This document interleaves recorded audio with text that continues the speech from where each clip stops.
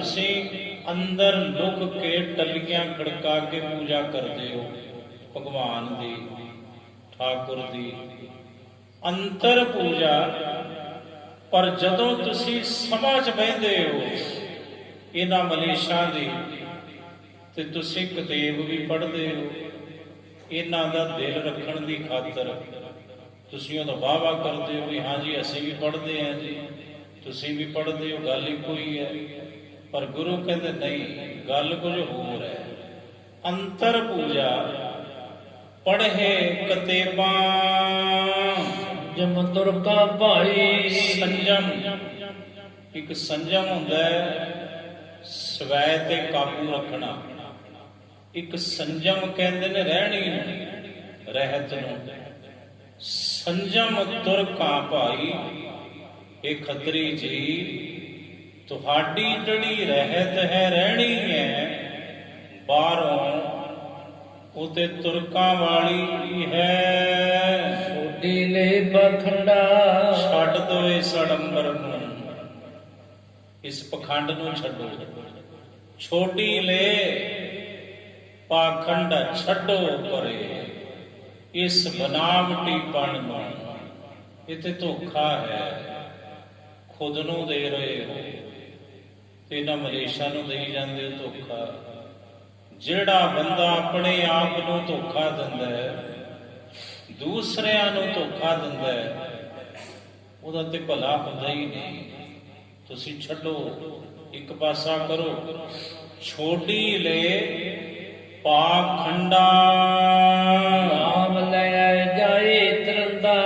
ਕੇਵਲ ਭਗਵਾਨ ਦਾ ਨਾਮ ਲੈਣ ਨਾਲ ਜੀਵ ਇਸ ਭਵ ਸਾਗਰ ਤੋਂ ਤਰਦਾ ਹੈ।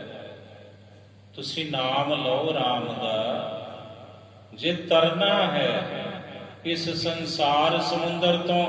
ਆ ਜਿਹੜੇ ਤੁਸੀਂ ਅਡੰਬਰ ਜੇ ਕਰਦੇ ਹੋ, ਪਖੰਡ ਜੇ ਕਰਦੇ ਹੋ, ਇਹਨਾਂ ਨੇ ਤੁਹਾਡਾ ਭਾਰ ਉਤਾਰਾ ਨਹੀਂ ਕਰਨਾ। ਤਾਂ ਤੇ ਅਸੀਂ ਕਹਿੰਦੇ ਆ ਛੋਟੀ ਲੈ ਪਾਖੰਡਾ, ਨਾਮ ਲੈ ਜਾਹੇ ਤਰੰਦਾ।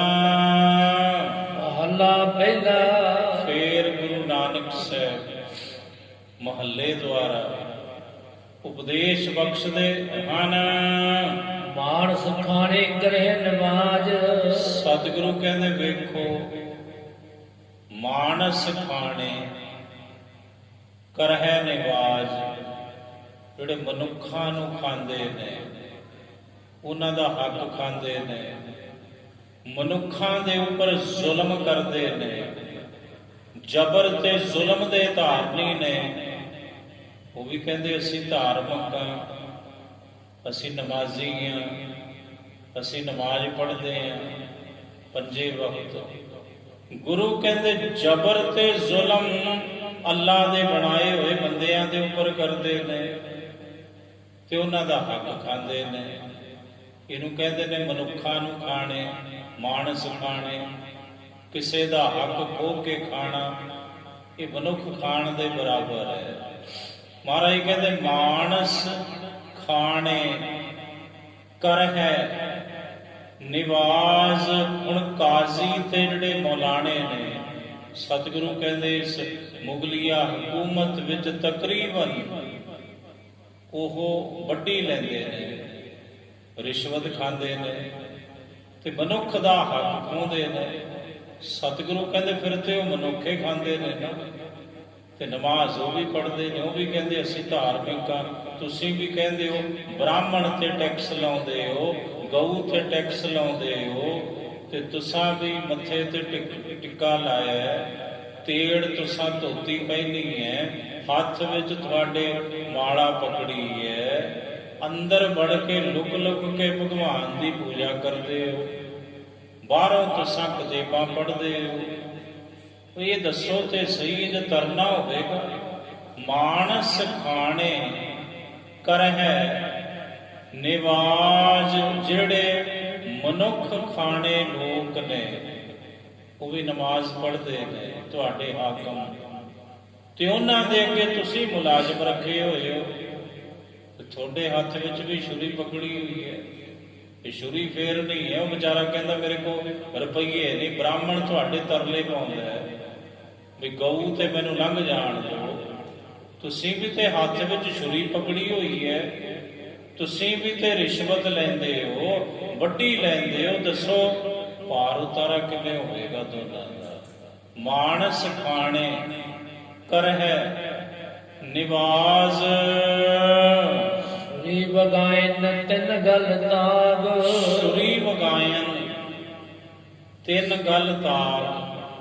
ਤੇ ਜਿਹੜੇ ਉਹਨਾਂ ਹਾਕਮਾਂ ਦੇ ਅੱਗੇ ਤੁਸੀਂ ਚਾਕਰ ਰੱਖੇ ਹੋ, ਤੁਸੀਂ ਵੀ ਛੁਰੀਓ ਫੇਰਦੇ ਹੋ ਲੋਕਾਂ ਦੇ ਹੱਕਾਂ ਤੇ। ਤਿੰਨ ਗਲ ਤਾਗ। ਤੇ ਤੁਸੀਂ ਆਪਣੇ ਗਲੇ ਵਿੱਚ ਤਾਗ ਕਹਿੰਦੇ ਨੇ ਜੰਜੂ, ਜਨੇਊ ਪਹਿਨਿਆ ਹੋਇਆ ਏ। ਤਿਨ ਘਰ ਬ੍ਰਾਹਮਣ ਕੂੜ ਹੈ ਨਾਦ, ਹੁਣ ਤੁਹਾਡੇ ਘਰੇ ਬ੍ਰਾਹਮਣ ਆ ਕੇ ਨਾਦ ਪੂਰਦੇ ਨੇ, ਸ਼ੰਖ ਵਜਾਉਂਦੇ ਹਨ। ਉਹਨਾਂ ਭੇ ਆਵੇ ਉਹੀ ਸਾਧ, ਫਿਰ ਸਵਾਦ ਤੇ ਇੱਕੋ ਜਿਹਾ ਹੋਊਗਾ ਨਾ ਦੋਨਾਂ ਨੂੰ। ਰਿਸ਼ਵਤਾਂ ਤੁਸੀਂ ਲੈਂਦੇ ਹੋ, ਲੋਕਾਂ ਦਾ ਹੱਕ ਤੁਸੀਂ ਖਾਂਦੇ ਹੋ। ਤੁਹਾਡੇ ਘਰੇ ਆ ਕੇ ਬ੍ਰਾਹਮਣ ਸ਼ੰਖ ਵਜਾਉਂਦੇ ਨੇ, ਤੇ ਜਦੋਂ ਤੁਸੀਂ ਉਹਨਾਂ ਨੂੰ ਰੋਟੀ ਖਿਲਾਉਂਦੇ ਹੋ ਜਾਂ ਰੁਪਈਏ ਦਿੰਦੇ ਹੋ, ਇਹ ਹੱਕ ਦੀ ਕਮਾਈ ਤੇ ਤੁਹਾਡੀ ਹੈ ਨਹੀਂ, ਇਹ ਕਮਾਈ ਤੇ ਹਰਾਮ ਦੀ ਹੈ। ਪਰ ਤੁਹਾਨੂੰ ਦੋਨਾਂ ਨੂੰ ਸਵਾਦ ਇੱਕੋ ਜਿਹਾ ਆਊ। ਤੁਹਾਡਾ ਹਾਕਮ ਵੀ, ਉਹ ਵੀ ਹੱਕ ਦੀ ਕਮਾਈ ਨਹੀਂ ਆਉਂਦੀ, ਉਹ ਵੀ ਤੁਸੀਂ ਜ਼ੁਲਮ ਕਰਦੇ ਹੋ ਮਨੁੱਖਾਂ ਦੇ ਉੱਪਰ, ਪਸ਼ੂਆਂ ਦੇ ਉੱਪਰ। ਬ੍ਰਾਹਮਣ ਨੂੰ ਤੁਸੀਂ ਤੰਗ ਕੀਤਾ, ਗਊ ਨੂੰ ਤੁਸੀਂ ਤੰਗ ਕੀਤਾ। ਦੱਸੋ ਇਹ ਹੱਕ ਦੀ ਕਮਾਈ ਹੈ? ਇਹ ਕਮਾਈ ਹੱਕ ਦੀ ਨਹੀਂ ਹੈ, ਇਹ ਹਰਾਮ ਦੀ ਹੈ। ਤੇ ਹਰਾਮ ਦੀ ਕਮਾਈ ਦਾ ਖਾਧਾ ਹੋਇਆ ਭੋਜਨ ਖਾਣ ਵਾਲੇ ਨੂੰ ਹੱਕ ਦਾ ਸਵਾਦ ਕਿੱਥੋਂ ਦਊ? ਉਹ ਸਵਾਦ ਵੀ ਤੇ ਹਰਾਮ ਦਾ ਹੀ ਆਵੇਗਾ ਨਾ ਖਾਣ ਵਾਲੇ ਨੂੰ। ਤਾਂ ਤੇ ਉਹਨਾਂ ਪੇ ਆਪ ਹੈ ਓਈ ਸਾਧ, ਕੂੜੀ ਰਾਸ ਕੂੜਾ ਵਪਾਰ। ਸਤਿਗੁਰੂ ਕਹਿੰਦੇ ਜਦੋਂ ਪੂੰਜੀ ਹੀ ਝੂਠੀ ਹੈ ਤੇ ਝੂਠੀ ਪੂੰਜੀ ਨਾਲ ਵਪਾਰ ਸੱਚਾ ਕਿਵੇਂ ਹੋਵੇਗਾ? ਤੁਹਾਡਾ ਤੇ ਵਪਾਰ ਵੀ ਝੂਠਾ, ਪੂੰਜੀ ਵੀ ਝੂਠੀ, ਕਮਾਈ ਵੀ ਹਰਾਮ ਦੀ ਤੇ ਵਪਾਰ ਵੀ ਹਰਾਮ ਦਾ ਹੀ ਹੈ। ਫਿਰ ਕੂੜ ਬੋਲ ਕਰੇ ਆਹਾਰ, ਤੁਸੀਂ ਝੂਠ ਬੋਲ ਕੇ ਭੋਜਨ ਖਾਂਦੇ ਹੋ। ਤੁਹਾਡੀ ਸੱਚੀ ਸੁੱਚੀ ਕਿਰਤ ਤੇ ਹੈ ਨਹੀਂ। ਅਸਲ ਵਿੱਚ ਸੱਚੀ ਸੁੱਚੀ ਕਿਰਤ ਹੀ ਭਗਵਾਨ ਨੂੰ ਮਨਜ਼ੂਰ ਹੈ, ਤੇ ਤੁਹਾਡੀ ਕਿਰਤ ਸੱਚੀ ਨਹੀਂ ਨਾ ਸੁੱਚੀ ਹੈ। ਤੁਸੀਂ ਝੂਠ ਬੋਲਦੇ ਹੋ, ਤੇ ਝੂਠ ਬੋਲ ਕੇ ਆਪਣੇ ਹਾਕਮ ਨੂੰ ਖੁਸ਼ ਰੱਖਣ ਲਈ ਤੁਸੀਂ ਕੂੜ ਤੇ ਕੂੜ ਬੋਲੀ ਜਾਂਦੇ ਹੋ, ਤੇ ਫਿਰ ਉਹ ਤੁਹਾਨੂੰ ਪੈਸੇ ਦਿੰਦਾ, ਉਹਦਾ ਤੁਸੀਂ ਭੋਜਨ ਖਾਂਦੇ ਹੋ।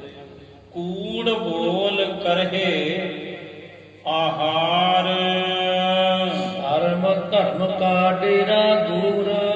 ਸ਼ਰਮ ਲੱਜਾ ਹਿਆ ਤੇ ਧਰਮ ਨਾ ਤੁਹਾਡੇ ਹਾਕਮ ਪਾਸ ਰਿਹਾ, ਤੇ ਨਾ ਹਾਕਮ ਦੇ ਚਾਕਰਾਂ ਕੋ ਰਿਹਾ। ਦੂਰ ਚਲੇ ਗਏ ਤੁਸੀਂ ਬਹੁਤ, ਧਰਮ ਤੋਂ, ਲੱਜਾ ਤੋਂ, ਸ਼ਰਮ ਤੋਂ। ਨਾ ਤੁਹਾਡੇ ਹਾਕਮ ਨੂੰ ਸ਼ਰਮ, ਤੇ ਨਾ ਤੁਹਾਨੂੰ ਕੋਈ ਸ਼ਰਮ ਰਹੀ। ਨਾ ਉਹ ਧਰਮੀ ਨਾ ਤੁਸੀਂ ਧਰਮੀ, ਦੋਵੇਂ ਧਰਮ ਤੋਂ ਸ਼ਰਮ ਤੇ ਧਰਮ ਦਾ ਡੇਰਾ ਹੀ ਦੂਰ ਰਹਿ ਗਿਆ ਤੁਹਾਡੇ ਦੋਨਾਂ ਤੋਂ। ਸ਼ਰਮ ਧਰਮ ਕਾ ਡੇਰਾ ਦੂਰ।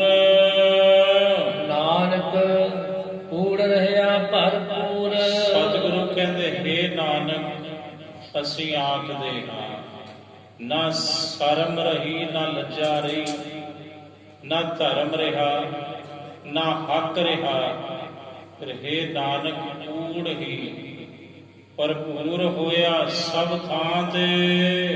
ਮੱਥੇ ਟਿੱਕਾ ਤੇੜ ਧੋਤੀ ਕਖਾਈ। ਮੱਥੇ ਟਿੱਕਾ ਹੈ, ਤੇੜ ਤੁਹਾਡੇ ਧੋਤੀ ਹੈ, ਕਖਾਈ ਗੇਰੂਏ। ਰੰਗ ਦੀ। ਹੱਥ ਸੁਰੀ ਜਗਤ ਕਸਾਈ, ਹੱਥ ਵਿੱਚ ਤੁਸਾਂ ਛੁਰੀ ਪਕੜੀ ਹੋਈ ਹੈ। ਜਗਤ ਦੇ ਵਿੱਚ ਇਹ ਧਾਰਮਿਕ ਲਿਬਾਸ ਧਾਰਨ ਕੀਤਾ ਹੈ।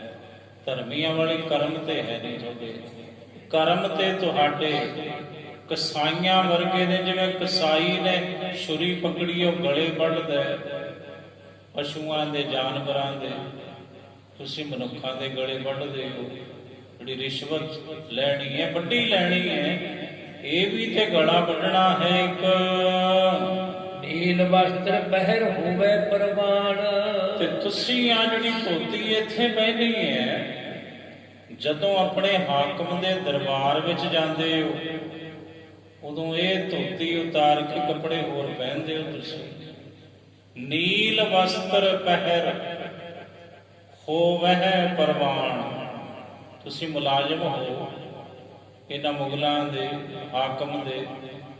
ਤੇ ਜਦੋਂ ਤੁਸੀਂ ਮੁਲਾਜ਼ਮ ਹੋ ਹਾਕਮ ਦੇ, ਤੇ ਆਪਣੀ ਮੁਲਾਜ਼ਮਤ ਨੂੰ ਰੱਖਣ ਲਈ ਤੁਸੀਂ ਆਪਣਾ ਭੇਸ ਵੀ ਵਟਾਉਂਦੇ ਹੋ। ਜਦੋਂ ਉਹਨਾਂ ਦੇ ਅੱਗੇ ਜਾਂਦੇ ਹੋ, ਦਰਬਾਰ ਵਿੱਚ ਜਾਂਦੇ ਹੋ ਆਪਣੇ ਹਾਕਮ ਦੇ, ਉਦੋਂ ਆ ਵਸਤਰ ਉੱਥੇ ਪ੍ਰਵਾਨ ਨਹੀਂ। ਉਹ ਕਹਿੰਦਾ ਨੀਲੇ ਕੱਪੜੇ ਪਾ ਕੇ ਆਓ, ਤੇ ਤੁਸੀਂ ਪਹਿਨਦੇ ਹੋ। ਤੁਸੀਂ ਆਪਣਾ ਇਹ ਲਿਬਾਸ ਵੀ ਤਿਆਗ ਦਿੰਦੇ ਹੋ। ਕਾਹਦੀ ਖਾਤਰ? ਚੰਦ ਦਮੜਿਆਂ ਦੀ ਖਾਤਰ। ਇਹੀ ਕੁਝ ਹੈ ਤੁਹਾਡੇ ਪੱਲੇ। ਨੀਲ ਵਸਤਰ ਪਹਿਰ ਹੋਵਹਿ ਪ੍ਰਵਾਨ। ਮਲੇਸ਼ ਧਾਨ ਲੈ ਪੁੱਜਹਿ ਪੁਰਾਣ, ਧਾਨ ਮਲੇਸ਼ ਤੋਂ ਲੈਂਦੇ ਹੋ, ਚਾਕਰੀ ਉਹਦੀ ਕਰਦੇ ਹੋ, ਵੱਡੀ ਉਹ ਲੈਂਦਾ, ਰਿਸ਼ਵਤਾਂ ਉਹ ਲੈਂਦੇ ਨੇ। ਉਹੀ ਕੁਝ ਤੁਸੀਂ ਕਰਦੇ ਹੋ। ਪੈਸਾ ਤੁਹਾਡੇ ਘਰਾਂ ਵਿੱਚ ਆਉਂਦਾ ਹੈ, ਉਹਦੀ ਤੁਸੀਂ ਵਰਤੋਂ ਕਰਦੇ ਹੋ, ਭੋਜਨ ਕਰਦੇ ਹੋ, ਤੇ ਪੜ੍ਹਦੇ ਤੁਸੀਂ ਪੁਰਾਣਾ ਨੂੰ ਹੋ। ਪੁਰਾਣਾ ਵਿੱਚ ਇਹੀ ਸਿੱਖਿਆ ਹੈ, ਇਹੀ ਕੁਝ ਲਿਖਿਆ ਖੱਤਰੀ ਜੀ। ਦੱਸੋ ਕਾਂ ਅਭਾਖਿਆ ਕਾ ਕੁੱਠਾ ਬੱਕਰਾ ਖਾਣਾ, ਅਭਾਖਿਆ ਕਾ ਕੁੱਠਾ। ਜਿਹੜਾ ਜੀਵ ਦਾ ਚਸਕਾ ਤੁਹਾਨੂੰ ਵੀ ਬੜਾ ਹੈ ਖੱਤਰੀ ਜੀ। ਤੇ ਜਦੋਂ ਜਾਂਦੇ ਹੋ ਹਾਕਮ ਦੇ ਪਾਸ, ਉਹ ਕਹਿੰਦਾ ਬਹਿ ਜਾਓ, ਅੱਜ ਬੱਕਰਾ ਬਣਾਇਆ ਖਾਓ। ਤੇ ਤੁਹਾਨੂੰ ਪਤਾ ਹੈ ਉਹ ਕਿਵੇਂ ਬਣਾਇਆ ਜਾਂਦਾ ਬੱਕਰਾ, ਉਹਨੂੰ ਕਿਵੇਂ ਉਹ ਹਲਾਲ ਕਰਦੇ ਨੇ। ਅਭਾਖਿਆ ਤੁਹਾਡੀ ਤੇ ਉਹ ਭਾਖਿਆ ਹੈ ਨਹੀਂ, ਬੋਲੀ ਹੈ ਨਹੀਂ, ਉਹ ਤੇ ਕਲਮਾ ਪੜ੍ਹ ਕੇ ਉਹਨੂੰ ਹਲਾਲ ਕਰਦੇ ਨੇ। ਪਰ ਅੱਜ ਜੀਵ ਦੇ ਸਵਾਦ ਦੀ ਖਾਤਰ ਅਭਾਖਿਆ ਕਾ ਕੁੱਠਾ ਬੱਕਰਾ ਖਾਣਾ। ਤੇ ਉਹ ਬੱਕਰਾ ਬਣਿਆ, ਤੁਸੀਂ ਵੀ ਮੂੰਹ ਮਾਰਦੇ ਹੋ, ਤੁਸੀਂ ਵੀ ਖਾਂਦੇ ਹੋ। ਚੌਕੇ ਉੱਪਰ ਕਿਸੇ ਨਾ ਜਾਣਾ, ਤੇ ਦੂਜੇ ਪਾਸੇ ਵੇਖੋ ਨੰਬਰ ਕਿਹੋ ਜਿਹਾ। ਦੂਜੇ ਪਾਸੇ ਤੁਸੀਂ ਬੜੇ ਸੱਚੇ ਸੁੱਚੇ ਬਣਦੇ ਹੋ।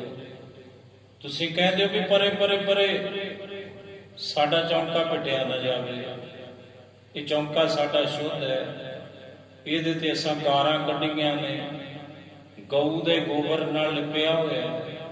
ਪਰੇ ਹੋ ਜਾਓ, ਸਾਡਾ ਚੌਂਕਾ ਪਿਟਿਆ ਜਾਓ, ਸਾਡਾ ਭੋਜਨ ਵੀ ਪਿਟਿਆ ਜਾਓ। ਗੁਰੂ ਕਹਿੰਦੇ ਜਦੋਂ ਅਭਾਖਿਆ ਕਾ ਕੁੱਠਾ ਬੱਕਰਾ ਖਾਂਦੇ ਹੋ, ਉਦੋਂ ਤੁਹਾਡਾ ਚੌਂਕਾ ਪਿਟਿਆ ਨਹੀਂ ਜਾਂਦਾ। ਤੁਸੀਂ ਬਾਹਰੀ ਚੌਂਕੇ ਦੀ ਕਿਉਂ ਗੱਲ ਕਰਦੇ ਹੋ? ਮਨ ਵੀ ਤੇ ਇੱਕ ਚੌਂਕਾ ਹੈ। ਤੁਹਾਡਾ ਮਨ ਰੂਪੀ ਚੌਂਕਾ ਤੇ ਉਦੋਂ ਹੀ ਪਿਟਿਆ ਗਿਆ ਜਦੋਂ ਤੁਸੀਂ ਭਾਖਿਆ ਕਾ ਕੁੱਠਾ ਬੱਕਰਾ ਖਾਣਾ, ਜਦੋਂ ਤੁਸੀਂ ਇਹਦੇ ਧਾਰਨੀ ਹੋ ਜਾਂਦੇ ਹੋ।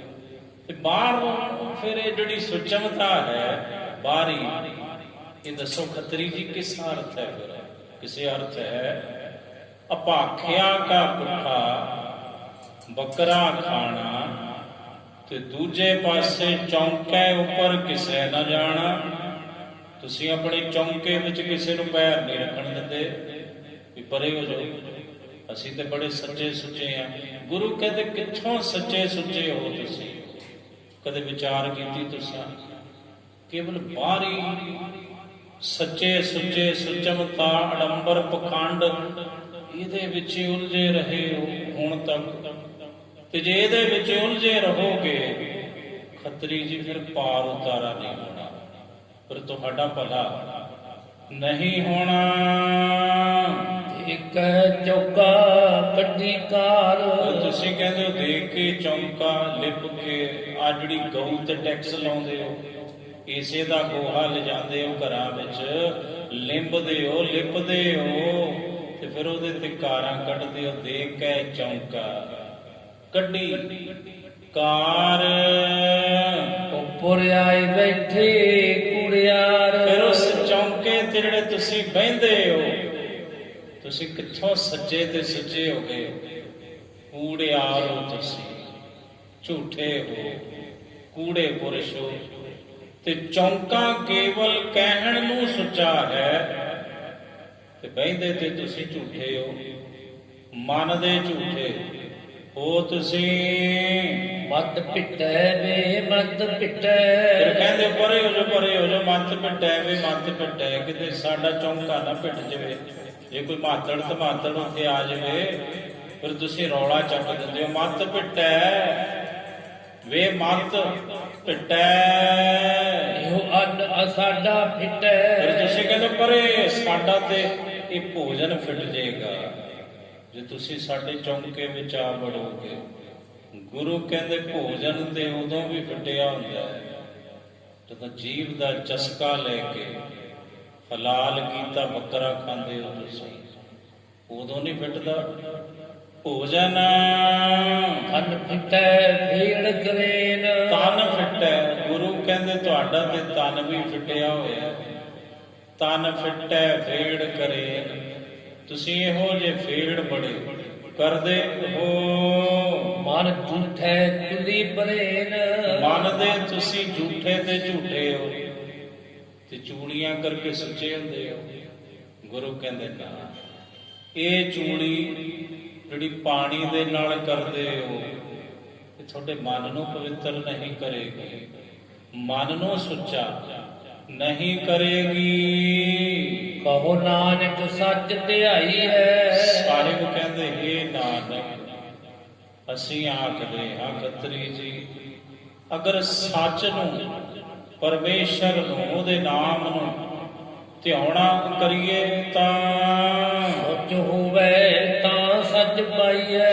ਸੋਚ ਹੋਵੇ, ਜੇ ਮਨ ਦੀ ਸੁਚਮਤਾ ਹੋਵੇ ਤਾਂ ਸੱਚ ਪਾਈਏ, ਤਾਂ ਸੱਚ ਸਰੂਪ ਪਰਮਾਤਮਾ ਨੂੰ ਪਾਈਦਾ ਹੈ। ਫਿਰ ਇੰਜ ਨਹੀਂ ਜਿਵੇਂ ਤੁਸੀਂ ਆ ਪਖੰਡ ਜਿਹਾ, ਅਡੰਬਰ ਜਿਹਾ ਕੀਤਾ ਹੋਇਆ ਹੈ। ਇਹ ਖੱਤਰੀ ਜੀ, ਚੌਪੀ ਸੁਣ ਸਤਿਗੁਰ ਕੀ ਤਰਸ ਸਮੇਤਾ। ਕਹਿੰਦੇ ਹੁਣ ਸਤਿਗੁਰੂ ਦੀ ਇਹ ਬਾਣੀ, ਗੁਰੂ ਨਾਨਕ ਸਾਹਿਬ ਦਾ ਇਹ ਪਾਵਨ ਉਪਦੇਸ਼, ਜਿਹਦੇ ਵਿੱਚ ਤਰਕ ਹੈ, ਸਮਝਾਇਆ ਹੈ, ਤਰਕ ਕੀਤੀ ਹੈ, ਤੇ ਸੁਣ ਕੇ ਤਰਕ ਦੇ ਸਹਿਤ ਤੁਰਕੀ ਬਾਣੀ ਦਾ ਉਪਦੇਸ਼ ਉਹ ਖੱਤਰੀ ਜਿਹੜਾ ਜਗਾਤੀਆ ਸੀ। ਪਰੇ ਉਹ ਚਰਨ ਖੱਤਰੀ ਚਿਤ ਚੇਤਾ। ਝੁਕ ਗਿਆ ਉਹ, ਜਿਹੜਾ ਝੁਕ ਗਿਆ ਸਮਝੋ ਫਿਰ ਉਹ ਬਦਲ ਗਿਆ, ਉਹਦਾ ਜੀਵਨ ਪਲਟ ਗਿਆ। ਜੋ ਸੱਚ ਦੇ ਅੱਗੇ ਝੁਕ ਜਵੇ, ਗੁਰੂ ਦੇ ਅੱਗੇ ਝੁਕ ਜਵੇ, ਰੱਬ ਦੇ ਅੱਗੇ ਝੁਕ ਜਵੇ, ਫਿਰ ਸਾਹਿਬ ਉਸ ਝੁਕੇ ਹੋਏ ਨੂੰ ਗਲੇ ਨਾਲ ਲਾਉਂਦੇ ਨੇ। ਬਸ ਕਹਿੰਦਾ ਮਹਾਰਾਜ ਚਰਨ ਪਕੜ ਲੈ, ਕਹਿੰਦਾ ਸਤਿਗੁਰੂ ਤੁਸਾਂ ਕਪਾਟ ਖੋਲ ਦਿੱਤੇ, ਅੱਖਾਂ ਖੋਲ ਦਿੱਤੀਆਂ ਮਹਾਰਾਜ, ਅੰਤਰੀਵ ਮੇਰੀਆਂ ਤੇ ਮੈਂ ਤੇ ਬਸ ਬਾਰੀ ਤਾਣੇ ਬਾਣੇ ਵਿੱਚ ਐਸਾ ਉਲਝ ਗਿਆ ਸਾਂ ਕਿ ਸੱਚ ਨੂੰ ਹਿਰਦੇ ਵਿੱਚ ਕਿਵੇਂ ਟਿਕਾਈਦਾ, ਇਹ ਤੋਂ ਕੋਹਾਂ ਦੂਰ ਮੈਂ ਫਿਰਦਾ ਸਾਂ। ਮੈਂ ਭੁੱਲੋ ਤੁਮ ਮਾਰਗ ਪਾਇਓ। ਮੈਂ ਭੁੱਲ ਗਿਆ ਸੀ ਜੀ, ਮੈਨੂੰ ਭੁੱਲੇ ਨੂੰ, ਕੁਰਾਹੇ ਪਏ ਨੂੰ ਤੁਸਾਂ ਰਾਹੇ ਪਾ ਦਿੱਤਾ, ਤੁਸਾਂ ਮਾਰਗ ਬਖਸ਼ ਦਿੱਤਾ ਮੈਨੂੰ ਸੱਚ ਦਾ। ਅੱਜ ਧਨ ਲਾਲਚ ਤੇ ਚਿੱਤ ਬਿਰਮਾਇਓ। ਮਹਾਰਾਜ ਧਨ ਲਾਲਚ ਤੇ ਚਿੱਤ ਬਿਰਮਾਇਓ, ਧਨ ਦਾ ਜਿਹੜਾ ਲਾਲਚ ਸੀ, ਲੋਭ ਸੀ, ਉਹਦੇ ਕਰਕੇ ਮੇਰਾ ਚਿੱਤ ਜਿਹੜਾ ਸੀ ਭੁੱਲਿਆ ਫਿਰਦਾ ਸੀ, ਭੁੱਲ ਗਿਆ ਸੀ। ਸੱਚ ਦੇ ਮਾਰਗ ਤੋਂ। ਏਰ ਕਿਰਪਾ ਕਰ ਨਾਮ ਦ੍ਰਿੜਾਵਾ। ਮਹਾਰਾਜ ਜੀ ਨੇ ਫਿਰ ਵੇਖਿਆ ਉਹਦੇ ਵੱਲ, ਕਿਰਪਾ ਕੀਤੀ। ਸਤਿਗੁਰੂ ਨੇ ਸਤਿਨਾਮ ਉਸ ਨੂੰ ਦ੍ਰਿੜ ਕਰਵਾਇਆ। ਕਰਿਓ ਕਸ਼ਟ ਤੇ ਮੋਹ ਨਸਾਵਾ। ਮਹਾਰਾਜ ਸਾਹਿਬ ਨੇ ਉਹਦੇ ਅੰਦਰੋਂ ਮੋਹ ਨਸਾ ਦਿੱਤਾ। ਫਿਰ ਦੁੱਖਾਂ ਦੇ ਭਵ ਸਾਗਰ ਤੋਂ ਉਤਰ ਗਿਆ, ਉਹਦਾ ਪਾਰ ਉਤਾਰਾ ਕੀਤਾ। ਗੁਰੂ ਨਾਨਕ ਸਾਹਿਬ ਨੇ ਬਹੁਰ ਗਏ ਉਦਿਆਨ ਮਝਾਰਾ। ਹੁਣ ਸਤਿਗੁਰੂ ਬੇਈ ਦੇ ਕਿਨਾਰੇ ਤੋਂ ਉੱਠਦੇ ਨੇ ਤੇ ਬੀਆਬਾਨ ਉਜਾੜ ਵਿੱਚ ਚਲੇ ਜਾਂਦੇ ਹਨ। ਵੈਸੇ ਤਹਿ ਜਗ ਗੁਰ ਕਰਤਾਰਾ। ਉੱਥੇ ਬੈਠੇ ਨੇ ਜਗਤ ਗੁਰੂ ਆਪ ਕਰਤਾਰ ਗੁਰੂ ਨਾਨਕ ਸਾਹਿਬ ਜੀ। ਦੋਹਰਾ ਪੁਨਪੁਰ ਵਰੇ ਨ ਆਏ ਕੈ। ਮੁੜ ਸਤਿਗੁਰੂ ਨਗਰ ਵਿੱਚ ਨਹੀਂ ਆਏ, ਨਗਰ ਤੋਂ ਬਾਹਰ ਹੀ ਰਹੇ ਹਨ। ਬਾਹਰ ਵਾਸਰ ਰਹਿਣ। ਦਿਨ ਰਾਤ ਸਤਿਗੁਰੂ ਹੁਣ ਬਾਹਰ ਸੁਲਤਾਨਪੁਰ ਤੋਂ ਰੋਹੀ ਬੀਆਬਾਨ ਜੰਗਲ ਵਿੱਚ ਹੀ ਬੈਠੇ ਰਹਿੰਦੇ ਹਨ। ਸਮਾਂ ਬਿਤਾਵੇ ਸਤਿਗੁਰੂ। ਇੰਜ ਸਤਿਗੁਰੂ ਜੀ ਆਪਣੀ ਮੌਜ ਵਿੱਚ ਉੱਥੇ ਸਮਾਂ ਬਿਤਾਉਂਦੇ ਹਨ। ਸ੍ਰੀ ਅੰਗਦ ਸੁਨ ਬੈਨ। ਬਾਲਾ ਜੀ ਕਹਿੰਦੇ ਗੁਰੂ ਅੰਗਦ ਸਾਹਿਬ, ਕਿਉਂਕਿ ਇਹ ਕਥਾ ਖਡੂਰ ਸਾਹਿਬ ਚੱਲ ਰਹੀ ਹੈ ਜੋ ਤੁਸੀਂ ਸੁਣ ਰਹੇ ਹੋ, ਤੇ ਭਾਈ ਬਾਲਾ ਜੀ ਕਰ ਰਹੇ ਨੇ।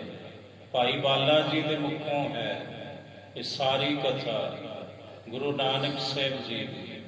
ਭਾਈ ਬਾਲਾ ਜੀ ਕਹਿੰਦੇ ਗੁਰੂ ਅੰਗਦ ਸਾਹਿਬ ਜੀ ਮਹਾਰਾਜ, ਇਹ ਮੁਕਤੀ ਦੇ ਦਾਤੇ ਸਤਿਗੁਰੂ, ਅੱਗੋਂ ਸੁਣੋ ਜੀ। ਚੌਪੀ ਬਾਲਾ ਵਰਨਤ ਬਹੁਰ ਮੁੱਲਾ। ਮੁੜ ਬਾਲਾ ਜੀ ਕਹਿਣ ਲੱਗੇ ਸਤਿਗੁਰੂ ਸੁਣੋ। ਉਸ ਤੋਂ ਬਾਅਦ ਕੀ ਹੋਇਆ? ਮੁੜ ਗੁਰੂ ਨਾਨਕ ਸਾਹਿਬ ਦੇ ਸੋਹਰਾ ਸਾਹਿਬ ਮੂਲ ਚੰਦ ਪਟਵਾਰੀ ਜੀ ਮੂਲਾ ਜੀ। ਲਖਤ ਨ ਭੇਦ ਭਰਮ ਮੈਂ ਭੁੱਲਾ। ਉਹ ਭੇਦ ਨਹੀਂ ਜਾਣਦੇ ਅਜੇ ਗੁਰੂ ਨਾਨਕ ਸਾਹਿਬ ਦਾ, ਆਪਣੇ ਜਵਾਈ ਜਮਾਤੇ ਦਾ, ਕਿਉਂਕਿ ਉਹ ਜੇ ਭਰਮ ਦੇ ਵਿੱਚ ਹੀ ਭੁੱਲੇ ਹੋਏ ਹਨ। ਵਾਹਿਗੁਰੂ ਜੀ ਕਾ ਖਾਲਸਾ, ਵਾਹਿਗੁਰੂ ਜੀ ਕੀ ਫਤਿਹ।